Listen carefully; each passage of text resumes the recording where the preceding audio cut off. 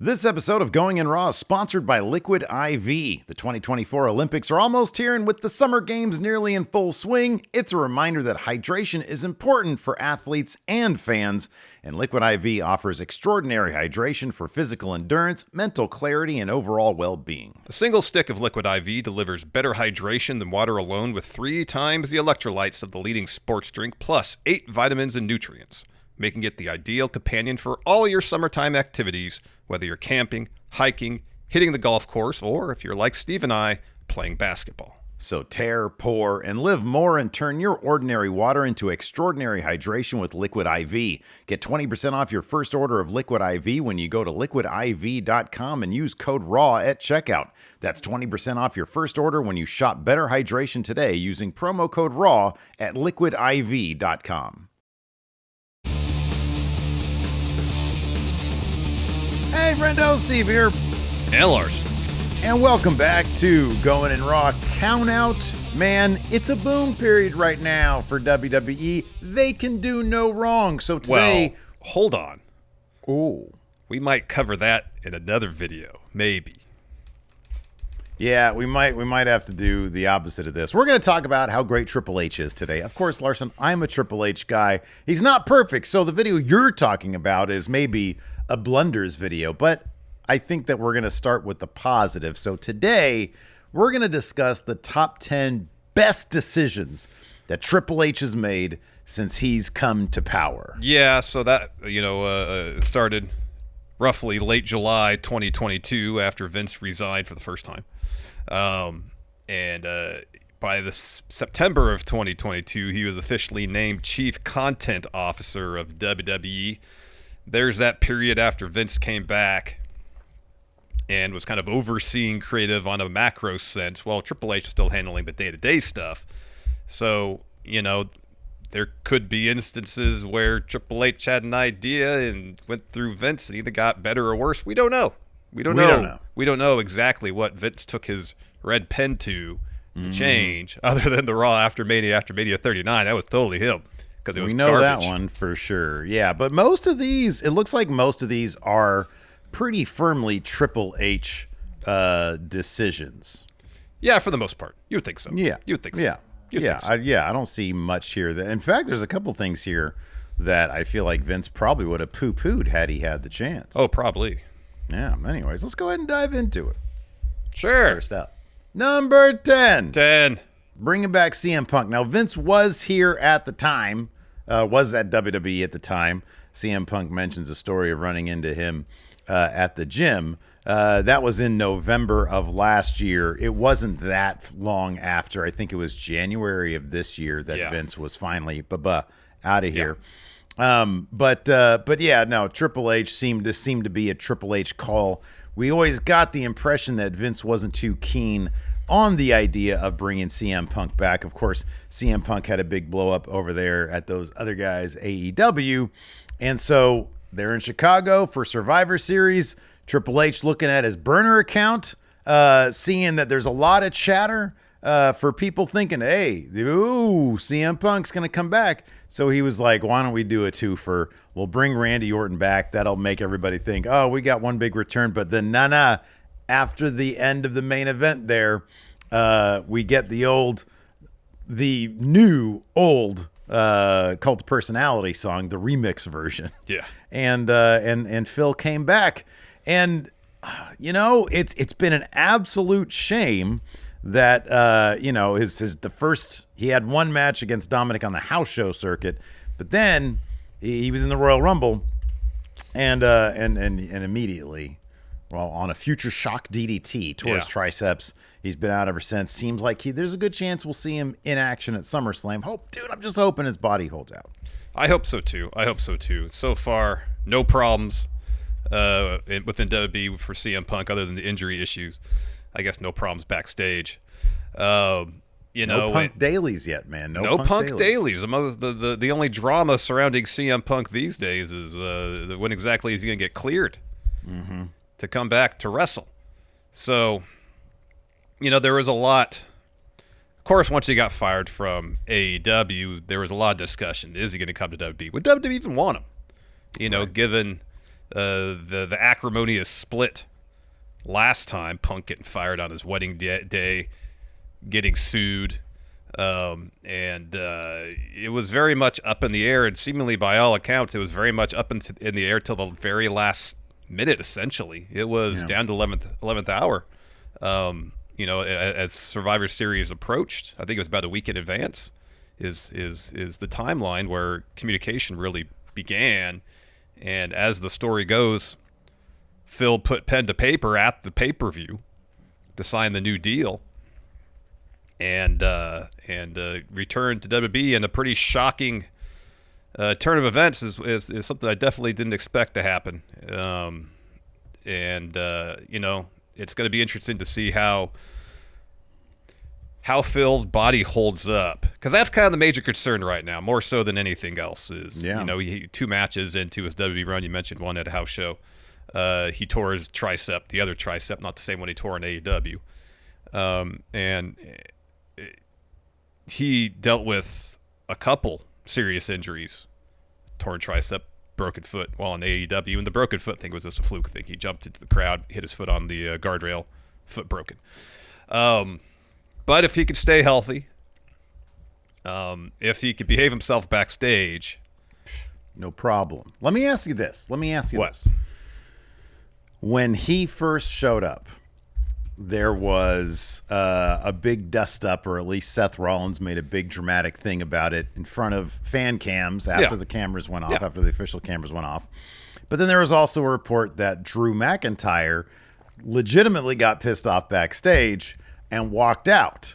Now, given that we see what this feud is between them, which is, a potential feud of the year, do you look back on that report with some suspicious eyes in terms of, hey, this might be just Drew McIntyre understanding this is a good feud possibly for me. Let me make a big, or it could have been the entire thing pre-planned, knowing that there are people backstage who like to talk. Yeah, the latter. Excuse me.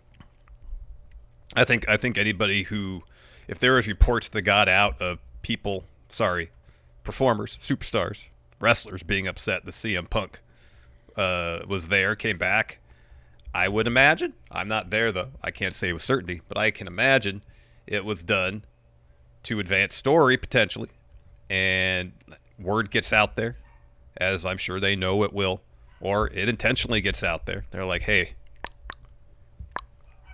leak this to your sources. Oh, yeah. And get this word out there. People backstage are upset. Drew McIntyre walks out. Seth Rollins has an absolute fit backstage that Punk is back. Yeah. Because then it feeds into the story they're going to tell down the line. Like when Punk came back, I don't know, obviously so much of the feud between Punk and Drew is predicated on Drew injuring him during the Rumble.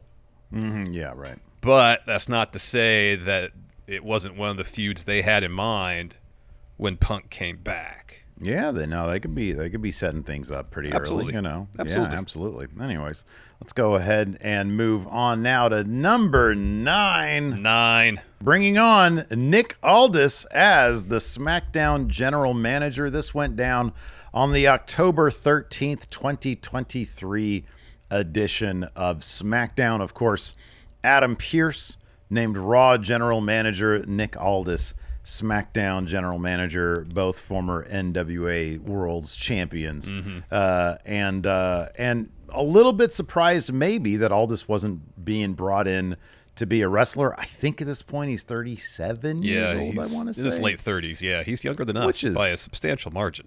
Yeah. And, that's at this point, that's kind of like, I don't know, in the low end of some of the ages there in WWE. But he has done, especially when you slot Aldis in his role in SmackDown and what that show is and what he brings to the table, and Pierce on Raw, and how it's a much different dynamic, but very similar in the approach, but just their personalities are so different and they almost reflect the nature of the shows. It's been an absolutely wonderful seeing both of them do their respective things. Aldis was a great pick for SmackDown General Manager. I think that he's a stronger character in this role than maybe he even would have been as a wrestler. That's might be too much of a who knows situation, and we might still see him as a wrestler at some point. But he's been a really, really good, steady a hand of authority there on SmackDown. Absolutely, and you juxtapose Nick Aldis, his personality, how he carries himself as general manager. He's an imposing presence, an imposing figure, because he's a Superman barrel-chested guy. Well over 6 feet, 250 pounds probably. Mm-hmm. He's larger than a lot of wrestlers on the SmackDown roster. And I know Adam Pearce is a highly decorated professional wrestler in his own right. But between the mere presence of Nick Aldis physically, plus how he carries himself, like, you get the idea if someone gets that in line that he could take care of any problem himself, you know? Yeah, man. He'll go retro. He will go, whoa, he'll go retro. And it's not to say that Pearce couldn't. There seemed like there was a point where he was about to get in the ring with Roman Reigns at one point. I know. I'm so sad they never did. I know. Because Pearce, I don't believe, is that far removed from his wrestling days either. Yeah. But the way Pearce's character acts, even the slightest inconvenience or annoyance, drives him nuts. Yeah. Everything, every minor inconvenience of his job seemingly leads him to want to have a drink. Mm-hmm. Yeah. Like, he can't deal with the annoyances of being general manager. He can't deal with any measure of inconvenience whatsoever. Whereas Aldis, doesn't sweat it for the most part. Major inconveniences, obviously, yes, where people get out of line, his show's interrupted. He's got no patience for that. But when someone knocks on his door and maybe goes about asking for a match in an annoying way, he knows how to deal with it. He does, but it's also that's the great thing about it. I don't know that Pearce would be much different in the role of SmackDown general manager because the shows are booked in such a different, distinct way, both entertaining in their own right. Raw is this insane 3-hour block of just chaos. Maybe you're looking at from the opposite perspective. Maybe Raw is 3 hours of chaos because Aldis is not a good general manager. You mean Pearce, yeah. Yeah, sorry, Pearce is not a good general manager, whereas SmackDown is a streamlined, organized show because it reflects Aldis's approach as general manager. That could be. Hey, you might be onto something there. You might be onto something. All right, man, let's go ahead and talk about number 8. Oh, man, they brought back Blood, Larson, for the longest time. Do you know the feud that caused Vince, or the angle that caused Vince McMahon to say, no it more was Blood? Jericho and Shawn Michaels. Jericho Great and Shawn American Michaels. Bash 2006, where Shawn Michaels was bleeding all over the place. All over the place. None of that. And so it wasn't that long after. I think it was 2 years later that they went hard PG. So not only did he get rid of Blood, but also they went in this route where it was like, basically a G-rated show. And so Blood was completely off the table. And as we saw now that The Rock, the final boss, is director of the board, he comes in. And I don't know if that was the first. No, because apparently Cody did it before that, didn't he? Well, Becky had a match against Nia where she got busted open. Okay. It was the day 1 episode of Raw, beginning of this year. Oh, okay. So, all right. I mean, granted, we don't, whether it was intentional or not, don't know. But that was the first time. I think Meltzer talked about the first time that WWE might be relaxing their stance on no blood. Ah, okay. And of course, during that beatdown where The Rock destroyed Cody in the build to WrestleMania, Cody was bleeding buckets. That was the most kind of AEW reminiscent instance of blood. Yeah. Because, you never know. And I swear Cody did bleed before then. I'm trying to remember if he bled during his Brock feud. I want to say he probably did. But the Rock one was such, that this term is thrown around maybe too much these days, but it was a very cinematic moment. And the blood really did fuel the level of intensity that feud brought to it. And so you see, it's just pouring down, and The Rock, it made that beatdown even more visceral. So and at that point it was like, oh man, they're willing to go to this level, like on a backstage beatdown. Blood is on the table now. Mm-hmm. They're going to use it when they think that it really makes sense, maybe not to, maybe they won't overuse it. Like the case could be made, for AEW, or the case has been made. I don't necessarily agree with that. I don't care. Every match should have blood as far as I'm concerned. But but yeah, man, that one with The Rock and Cody. Oh my gosh, that was a hell of a visual right there. Yeah, it definitely was. It definitely was. In the instance with Nia and Becky, of course, it harkens back to when Nia, busted open Becky hard way. That's right. You're right. That's why that probably was totally intentional because it relates referenced to that that. story. Yeah. And then most recently, Drew McIntyre attacked and beat up CM Punk on a recent episode of SmackDown. And I'm sure that was probably fake blood, but nonetheless, it's the visual.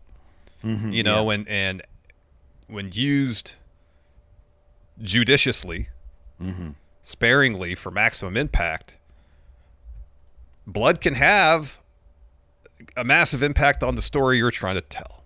Yeah, absolutely. The Cody Rock bit. It'd be one thing if The Rock just kind of did. There's been a lot of times in wrestling and WWE and in other companies where you have this backstage beatdown, but it gets to the point where it's like almost over the top comedic with the level of violence without the blood, because that's what would happen in a real beatdown like that. Yeah. People can only take so many shots to the head or face before they get busted open. It's just the way it is. And to have these prolonged attacks backstage, people get garbage cans thrown on their heads and stuff, and they just end up writhing on the ground, maybe holding their ribs or something. Yeah. Like, it gets the point across, but if you want maximum impact, if you want to get across how vicious this attack is, sometimes you gotta have the blood involved. Yeah, we're not like little kids, man. We can handle seeing blood. Yeah, yeah. Like if you can watch The Boys and watch people's heads explode. And that's really that's pretty minor on The Boys, honestly. There's a lot of crazy violence on that show. Someone's head blowing up is like lower tier in terms of the gore aspect of it. I still haven't got through a couple episodes of season 3. I need to pick it back up. Yeah. Did you watch the Herogasm episode yet? No, God, dude, I don't think so. I watched one where the dude was in he went inside a person. He was like this shrinking guy. Yeah, that was the first episode of that season. Yeah. Yeah. That was pretty crazy stuff. Anyways, before we move on, Larson, would you like to pay some bills? Let's do it. All right. This episode of Going in Raw is sponsored by BetterHelp, Steve. I've been saying it all week. I'm sure you remember. There's a saying, and it goes like this. Comparison is the thief of joy. Does that ring a bell to you? Well, yeah, because you've been saying it to me over and over again. All week, yeah. Here's an example that I've also brought up. Say you're on your phone, right here. You're scrolling through social media, and you see a post from somebody, and I get it. It's easy to get a little envious when it seems like that person is posting stuff that they have it all, seemingly. Have it all together. They seemingly have it all, but in reality, odds are they probably don't. Therapy can help you focus on what you want rather than what other people have. And if you're looking to start therapy, give BetterHelp a try. BetterHelp is completely online and is designed to be convenient, flexible, and suited for your schedule. All you got to do to get started is fill out a brief questionnaire to get matched with a licensed therapist, and then you can switch therapists at any time for no additional charge. Therapy allowed me to get back on track when I was dealing with severe anxiety in my mid-20s and allowed me to learn the skills I needed to better cope with my anxiety and set me on the course to living a better life and hopefully becoming a better Larson. So stop comparing and start focusing with BetterHelp. Visit BetterHelp.com/raw today to get 10% off your first month. That's BetterHelp, HELP.com/raw. And let's get a word from our sponsor, Liquid IV. Steve, we played basketball today. We love basketball. Yeah, it's great. It's awesome. It's the best. And I'm guessing we're both going to check out when Team USA basketball squad plays in this year's Summer Olympics. Is that correct? Are you going to watch the games? Yeah, man. For my main man, Anthony Edwards, he should be the number one option on that team. Throw your ones up for Ant, Larson. There you go. But while our basketball skills may not quite be enough for us to make the USA basketball team in 2028, or maybe they will be by then, still, we can get gold medal hydration for our one-on-one hoops games with Liquid IV. A single stick of Liquid IV delivers better hydration than water alone, with 3 times the electrolytes of leading sports drinks, plus 8 vitamins and nutrients. And while Liquid IV is awesome for our one-on-one contests, it's also great for mental clarity and just overall well-being. It is, but honestly, Liquid IV is an essential part of our semi-weekly hoops games. I don't think we could play 2+ hours of basketball twice a week in this Northern California heat.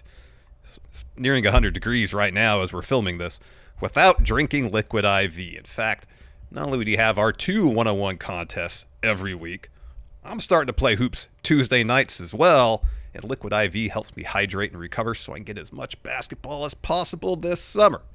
Liquid IV is also the ideal companion for all your summertime activities, whether you're enjoying the outdoors, hitting the golf course, maybe just chilling poolside, or like Steve and I, going out to the basketball court.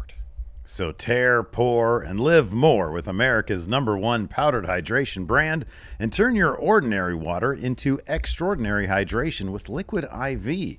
Get 20% off your first order of Liquid IV when you go to liquidiv.com and use code RAW at checkout. That's 20% off your first order when you shop Better Hydration today using promo code RAW at liquidiv.com. Boy, it was humid out there today. It was already probably pushing 90 degrees when we were starting. On my phone, it said it was only supposed to be around 78 at that point. But the humidity. My car said 83 when I got there. Really? Man, Yeah, boy, oh boy. a little bit before 9:30. That escalated really quick. It did. Anyways. It got hot, humid, Got whatever hot. the case may be. We were sweating tons. We needed to We were hydrate. sweating tons. Well, that's why I got my Liquid IV in here, man. Tell me what I already know. All right, let's go ahead and move on. Number 7. 7. WWE partnerships. Say his name and he appears. I believe. Joe Hendry. So we're talking The about partnership between WWE and Joe Hendry. and Joe Hendry. Yeah, seemingly he's front and center of right now of this deal going between WWE and TNA Wrestling. What is No Quarter Catch Crew taking on the Rascals Slammiversary this weekend? It was just Oh, announced. snap. Really? Yeah, That's yeah. happening? That's Yeah. cool. Right on. Dust flied in here. And you know, of course, Nakamura's gone to Pro Wrestling Noah. AJ Styles just had a match against Marufuji over there. Marufuji, yeah. Io had a match at the most recent Marigold show, and then Shayna wrestled the last Bloodsport show. I believe Julius Creeds are Creed gonna be is going doing, to yeah. be doing matches coming up at the upcoming Bloodsport show. So say what you will about AEW, if their show's not for you, you know, fine. One thing they did, I feel like, upon their advent is that something that WWE hadn't done for the longest time is to recognize and work with the larger wrestling universe. And it brought a sense of cool to AEW because you never know who's going to show up on Dynamite or Rampage or Collision. You can have someone from New Japan or, for a spell, AAA, and then now CMLL and wrestlers from Stardom. And, you know, whether they really gave you any sort of sense of who these people were, any measure of backstory, it was always kind of neat to have those surprises. You know, and AEW, they had the Forbidden Door pay-per-view, which is all about now the partnerships with all their wrestling partners. And it's great to see WWE open the door, the prohibited portal, Yes. as well, because that's something for years, probably since the ECW kind of invasion in '97 was probably the last time I could think of. No, that mean Dan Severn brought, when he came to WWE, he had he the had like NWA all title. those titles Yeah, he with did. him. Yeah, 97, 98. They were still doing some stuff here Some and stuff, there. yeah. But Yeah. after that, it seemingly they just kind of closed themselves off to the rest of the world of wrestling. Wouldn't even mention competing or other promotions, seemingly. They'd reference them, but not name them by name. So to see Triple H recognizing the importance of partnering with other promotions in a way that is far more equitable than they were doing probably around the time of NXT UK. I know Moose just said that the deal that TNA has with WWE is better than any partnership they've had to date. And I would assume that means the AEW one, which is pretty one-sided. Yeah. And to see Joe Hendry get and Jordan Grace get high-profile spots in NXT. What are other partnerships that are still out there that, would be possible? Because obviously the biggest forbidden door thing would be AEW, WWE. I don't think that's going to happen because they're, basically direct cable, United States cable competitors. Yeah. Talent competitors. But that being said, the idea of a bit of a Cold War between WWE and AEW, if I still maintain, if WWE, number one, I would be kind of shocked if part of the thing about working with WWE is there's got to be some sort of window of exclusivity as opposed because like not working with AEW with these other brands for some period of time. Certainly while like the active partnership is going on. But like I maintain if WWE somehow, some way gets in good with New Japan, that would hurt AEW more than anything, really. Yeah. Oh, it would, yeah. Besides not getting a good cable deal, obviously. But what are other possible? I mean, now that AEW is tight with CMLL, AAA. It would not shock. I mean, that'd be insane. That'd be nuts. Yeah, that'd be pretty crazy. That'd be awesome. Yeah, I'd love to see that. Yeah, I mean, AAA, I guess, would be a possibility, maybe. You'd see a Vikingo show up on WB Speed. Speed? That's kind of, probably the largest promotion out there I can think of. Yeah, right, yeah. That seemingly is not in any sort of partnership with any other wrestling promotion at the time, seemingly. Yeah. But that'd be pretty neat. That'd be pretty cool. You think they'd ever send anybody to Soft Ground? Honestly, if they want just like that little bit of cool factor, yeah, that'd be pretty crazy if they did. Yeah. I mean, I think Cody gave them a bunch of money. Yeah, Cody I think donated so. to them. I think so. Yeah, I think so. So I don't know. That could be cool. It is. I mean, and the thing is, it's totally harmless. Like it adds so much to the fan perception of WWE, and it's so harmless. Like it's like, dude, you're not hurting yourself at all in any way, shape, or form. No. Because all your people always go over there and win. Yeah. Although, I mean, yeah, even the Rascals is like one of those guys is a WWE guy. Yeah, so, exactly. Because they're going to be no quarter catch. Yeah, most likely. Yeah. But anyways, yeah, I think it's been a pretty exciting thing, and there's still a lot more that they can explore with that. And dude, honestly, even from like the possibilities of storyline stuff, you and I talked about this with Drew the idea of Drew McIntyre doing what CM Punk said he was going to do, and Drew McIntyre actually shows up in TNA. I quit this company. He shows up in TNA. That kind of stuff. The idea, like the general idea that that's a possibility, I think is a pretty fun one. Yeah, I think so too, and I hope it's something they explore. They very well might. It probably won't be Drew McIntyre, but it might be something they explore with Brooks Jensen. Because when he came back, he made several references to making an impact, which I'm sure was intentional. So, absolutely. We'll see if he gets fired from NXT and gets sent to Impact Wrestling or shows up in Impact Wrestling. All right, let's talk about some story stuff here. Well, it's number 6, appropriately, the Wyatt Sicks. So, I remember when Bray sadly passed away.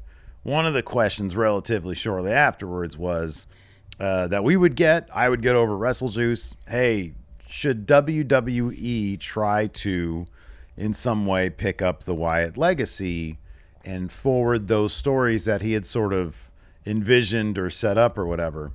And I remember and I don't know if you ever talked about this, but my initial thought was like, I don't see them ever doing that because I think it's encroaching on a real life tragedy. And to see that they looked at what Bo could bring to the table, when you look at that documentary that they did, when you see the type of performer that Bo is now, and you see the opportunity to tell something that so far up to this point has been a really interesting look at the idea of grief through the lens of pro wrestling and these the larger than life character that Bray Wyatt really, in a very unique way, brought to the table. The fact that they did that is, number one, incredibly ballsy, and number two, just absolutely fascinating. Not something I figured they would have done, but now it honestly just seems incredibly natural. And when you add to it, like we just saw on Raw last week, or this past week rather, Rowan doing the videotape promo where it seemed completely real and genuine. I gotta say, man, this is one of the most interesting and kind of bizarrely heartwarming decisions that Triple H could have made. It could have been really easy to be like, we don't want to do that because that might be seen as exploitative, exactly, or whatever. Exactly, yeah. I would imagine, given what we saw in the Bray Wyatt documentary and what his brother Taylor Bo Dallas had to say, and hearing, I would imagine so much of Rowan's interview on this most recent episode of Raw was very genuine. Yeah. I don't think there was a lot of that much acting going on. It was literally, all right, I just got to channel these emotions, which I guess to a degree is acting, but that was genuine stuff. And I wonder if this is an opportunity. It's an opportunity from a storytelling perspective to really broaden the scope of what pro wrestling storytelling is and can be. And to tackle something like grief in a complex and mature way, and allow the performers who have suffered loss, who are dealing with grief, to find a way through the story to help them process. And it's an interesting decision that was made, and so far it feels like they're managing to honor Bray's legacy, follow through on the universe of characters that he created, while also offering the performers an opportunity to process their grief. And it's as we saw with, there's no real direct analogy between this story and what I'm going to mention, but it was an instance where Triple H was kind of expanding what pro wrestling storytelling was in a lot of ways, and that's the Gargano Ciampa feud in NXT, where he was using like knee brace as a metaphor and a crutch as a metaphor. It wasn't just a means to attack the other person. Those things had meaning beyond being weapons. Yeah, absolutely. Or medical accessories, and we saw that more with the Bloodline, where the complexities between the interpersonal dynamics brought a richness to the story that you don't see very often in pro wrestling. And now they're tackling some heavy stuff here, loss and grief. And if this is kind of what Triple H wants to bring to pro wrestling storytelling, tackling subject matter that hasn't necessarily been tackled in pro wrestling before, and they can do it in a way that is grown up and not exploitative, then it's great to see. Both from a storytelling perspective, but also giving these people an opportunity to process what has happened. Doesn't it show that there is such an appreciation, and there's such an appreciation and just absolute love and faith in pro wrestling as an art form on the part of Triple H? Even stripping the business away from it, and obviously it could be a very profitable business, but the idea that for so long Vince McMahon was telling us all, this is what it is, this is only what it is. Yeah. It can't be anything more. And it does seem like Triple H understands it's barely been tapped, the potential of of what could be told in the world of pro wrestling, which is insane when you think about what it boils down to is people get into a ring and they have a fake fight. It's like you can do so much with that basic concept. Ideas that it's like, wow, I didn't even know. But then it kind of makes sense because so many movies, involve physical conflict as well. Yeah. And it's like, look at the width and breadth of what you can do with that. So, interesting stuff that he would go there. And like you said, interested to see what other types of stories can be explored that haven't been. Moving on to number 5.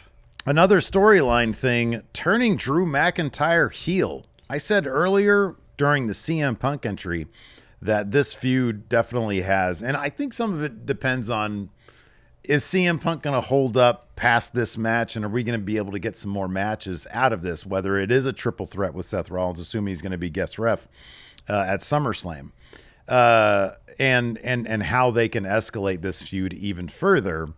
Because due to the limitations of CM Punk, we haven't been able to get much more than he just screws over Drew McIntyre a lot, and Drew McIntyre beats up CM Punk here and there.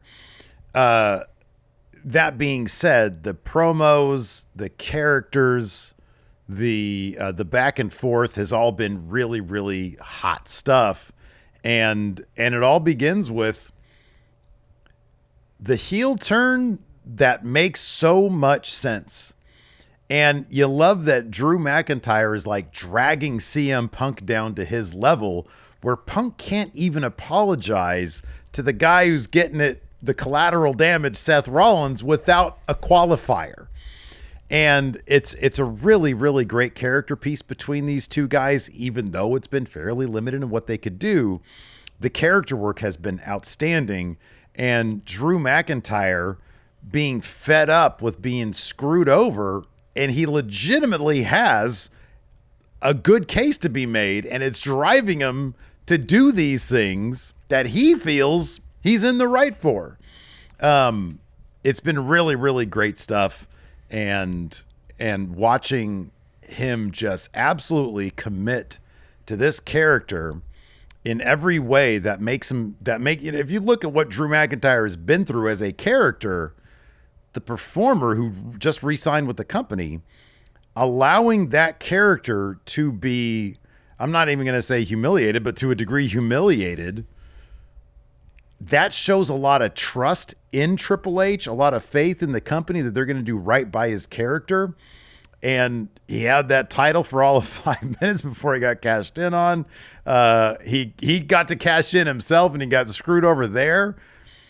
It's been really, really excellent career level stuff for Drew McIntyre. It has been. It all kind of goes back to Clash at the Castle 2022 when he was on the precipice of beating Roman Reigns, only for Solo Sikoa, who was making his main roster debut, costing him the match and the title. It all kind of stems from that. And, I think Drew's current character really hit its stride even before the Punk feud, when he was feuding with Seth Rollins. Through the latter half of 2023 for that World Heavyweight Championship. And Seth's reign to that point had been fine, but there didn't really feel like there was a complex foil for him to play off of until Drew McIntyre entered the scene. Yeah. And that's when he started going on Twitter and talking all sorts of crap and coming out and talking all sorts of crap. But we also saw the complexities to his character because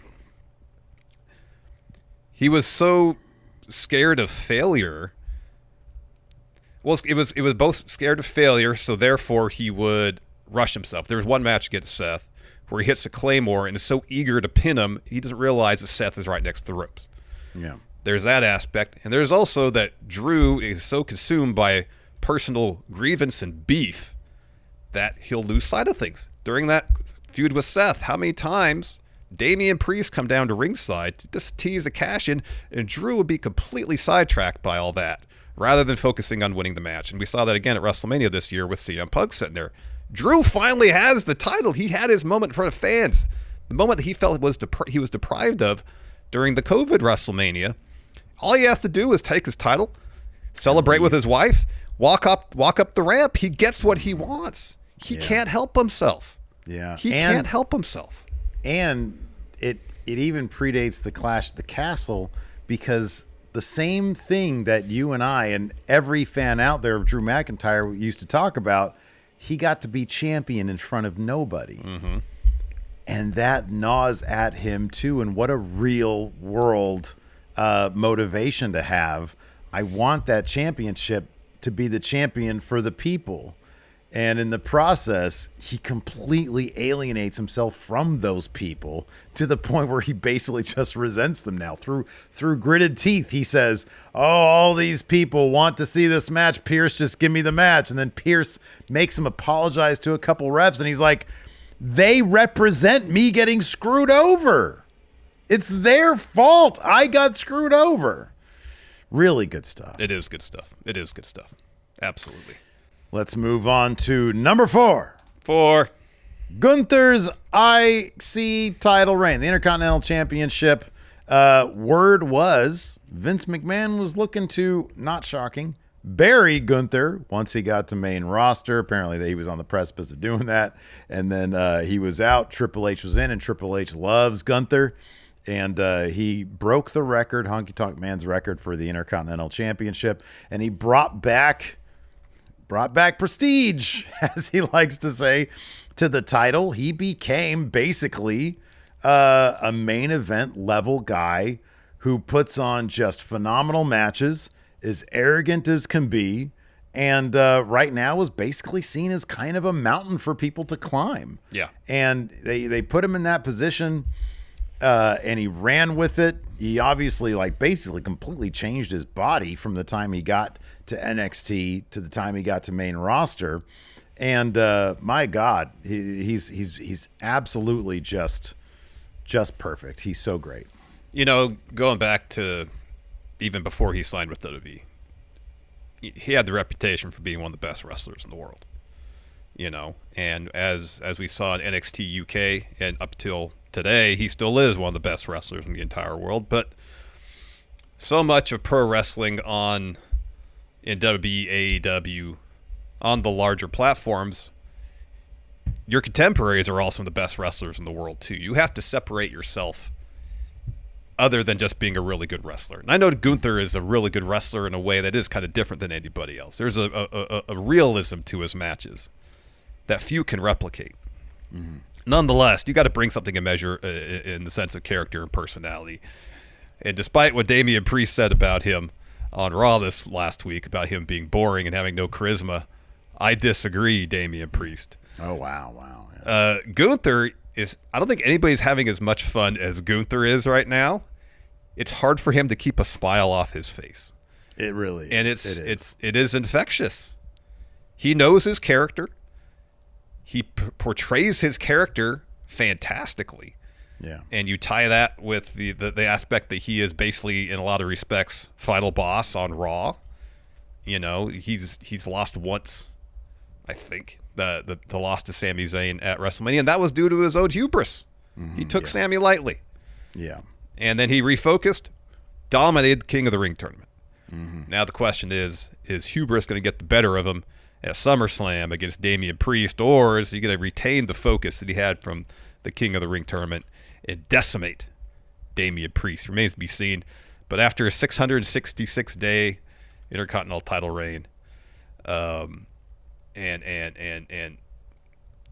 developing Gunther on the main roster as a character, I mean, it's you got one of the best wrestlers in the world. Now you got a character that people can boo, can want to see lose. He plays the heel role fantastically. I mean, he's developed into a really well-rounded performer, not just a spectacular wrestler. Yeah. Yeah, no, I agree with everything there. But unfortunately for him, it's going to take one south of heaven to get the job done by Damian Priest. All rise for El Campeon. Number 3. Cody finishing his story. It's crazy to think this almost didn't happen. It is absolutely insane to think that there is another timeline where we got Roman Rock at WrestleMania and Cody just didn't do anything there, maybe? I don't know. If Punk doesn't get hurt in the Rumble, it's him and Seth. That still hasn't, I know Brian Gortz was like, yeah, our plan for Cody would be something that people would call really stupid. Like, almost gleefully said something like that. Special guest referee is what it was going to be. Yeah, probably. Man, oh man, boy, jeez. Yeah, that's absolutely nuts. And dude, obviously that WWE documentary that came out, you use the term documentary fairly loosely there.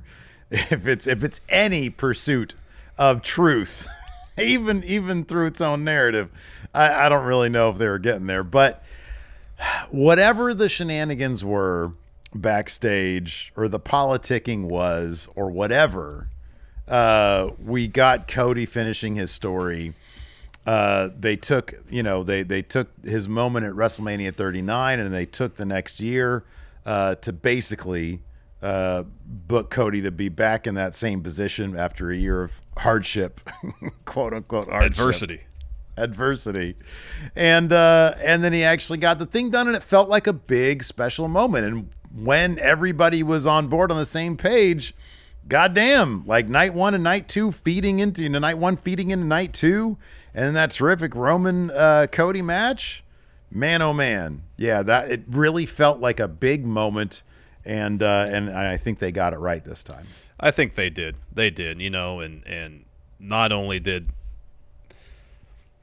the pivot away from Rock Roman allow Cody to finish his story, but it also gave depth to the Rock and Roman's dynamic should they have a match in the future. I mean, it potentially gives us our next two WrestleMania main events, Cody and Rock, next year in Vegas. Yeah. And then the year after that, get Rock Roman. Mm-hmm. And, when Paul Heyman said a while back that they were, I think it was after WrestleMania 39, that they were only in the third inning of this Bloodline saga.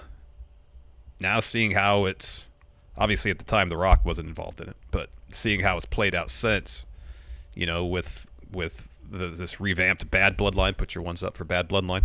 No, you did.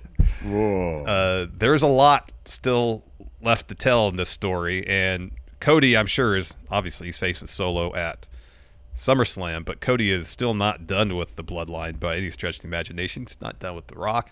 Probably isn't even done with Roman Reigns yet. Yeah. So, but, if he hadn't finished his story at Mania 40, who knows what would happen. If The Rock had won at Mania 40 against Roman would have got the title back at 41. Cody would have to wait till WrestleMania 42. Yeah, if they did Roman Rock. Yeah, wasn't there like a weird thing about how like Rock was going to win and then vacate it? Yeah. And then what would have happened in the title then?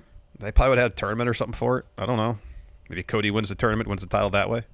Boy, that's lame. That wouldn't have been as satisfying. No, Cody had to beat Roman. That's the story.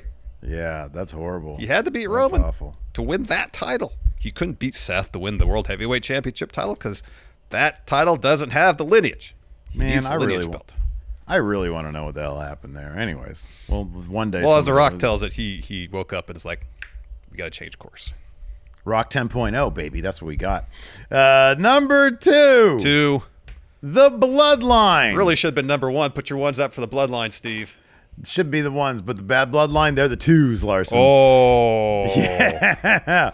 Yeah, dude. So, back when and I know, look, obviously when we say the Bloodline, this is sort of like going all in on the Bloodline as this sort of dynasty era type story.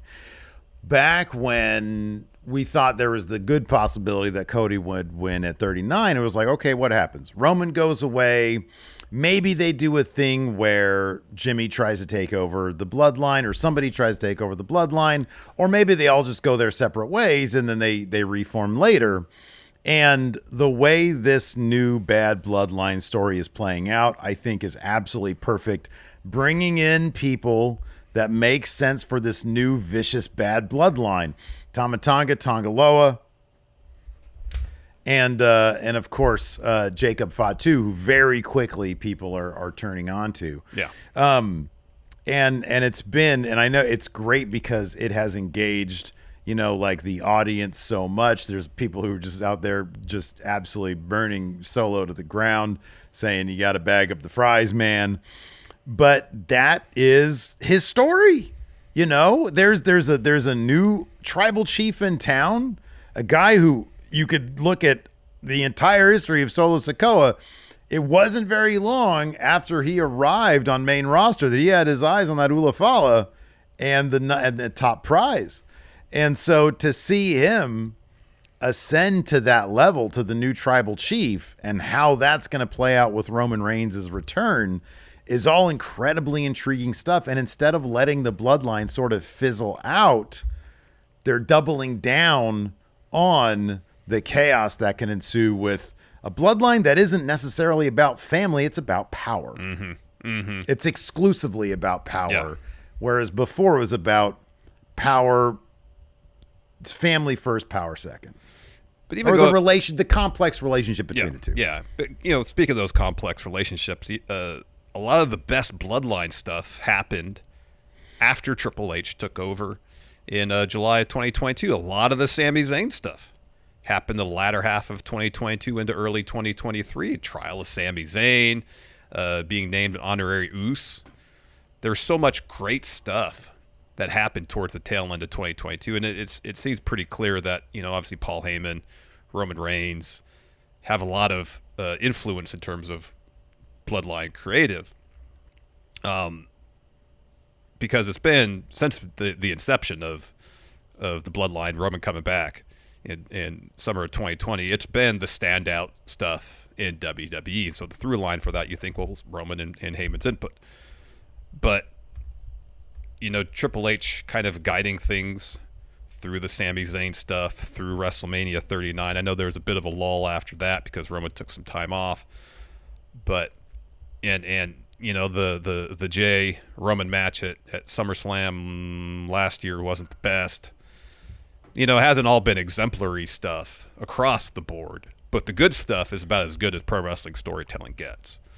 And when was it? It was August of 2021 that Vince was... It was July 2022. Oh, it wasn't until July 2022. And then I think it was about a week or so later that Triple H took over creative, and it was September. SummerSlam 2022 was his big first thing. SummerSlam. Yeah, that was 2022. And then September 2022, he was named officially the Chief Content Officer. The reason why I bring that up is because I'm looking at that when you mentioned a lot of the good stuff for the Bloodline took place under Triple H. I'm looking at that Finn Balor match where he, fell off the top turnbuckle. Yeah. The top turnbuckle broke, and that was sure enough September of 2021. So Vince was still, how about this? It's an act of God. The ring breaks. So it's just shoddy handiwork. It's an act of God. What? It's like, it seems like you need to hire a new ring crew. Yeah, right. Oh man. So yeah, Bloodline. I'll throw my ones up for just the Bloodline story in general. Not that damn bad Bloodline though. Put your ones up for bad Bloodline. No. I will throw my ones up for.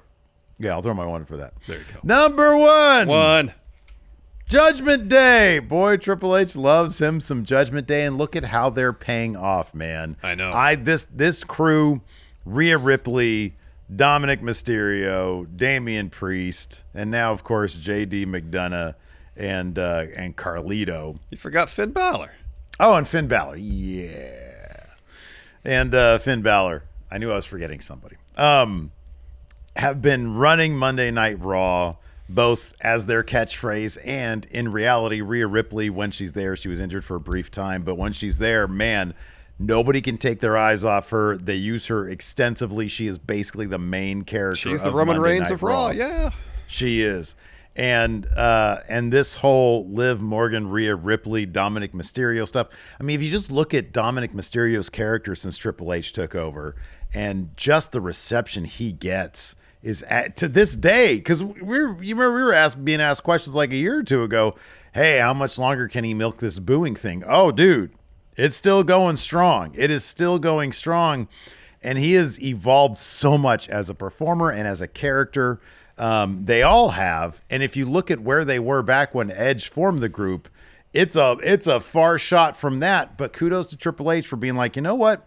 We've got the skeleton of something good. We've got the seed of something good, but this needs a lot of nurturing, and he did that, and it has paid off. It has. They are the centerpiece of Monday Night Raw and have been for a long time, probably since towards the tail end of 2022. Of course, they kicked Edge out.